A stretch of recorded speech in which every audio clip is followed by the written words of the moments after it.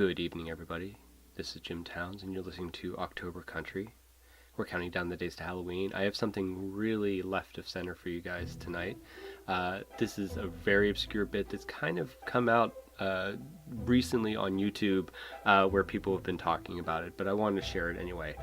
This is an episode of a show called Route 66 from the 60s, and it's called Lizard's Leg and Owlet's Wing. In addition to the regular cast of the show, it stars Peter Lorre, Boris Karloff, and Lon Chaney Jr. Playing themselves, but playing kind of a different, an on-take version of themselves.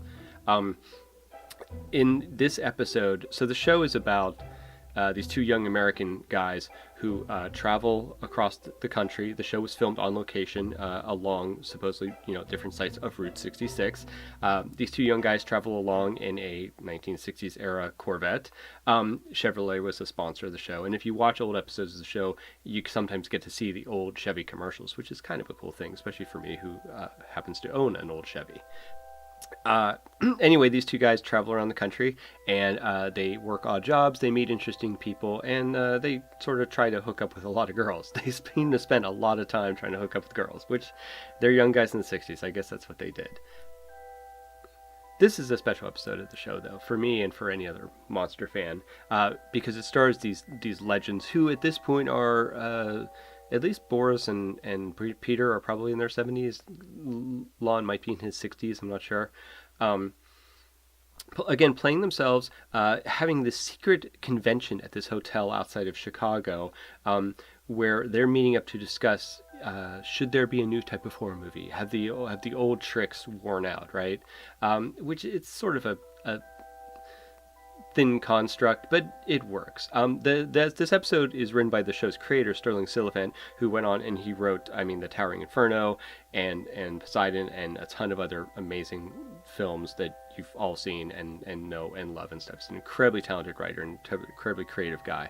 And obviously was a big horror lover and fan of the monsters for putting this one together. Again, like I said, they play sort of strange versions of each other. Lon Chaney does seem to play someone who really enjoys terrifying women to no end.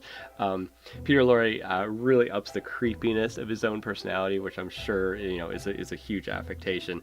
Boris tends to kind of play himself, I think, but I think that's kind of just what the guy did.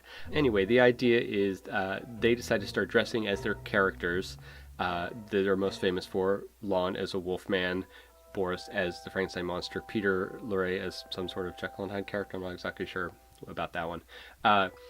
Since he wasn't exactly known for anything more than M, which I don't think dressing him as a child killer would really have made sense or been approved by the censors in the 60s. And they go around trying to scare some people. There's a subplot with this one girl who is...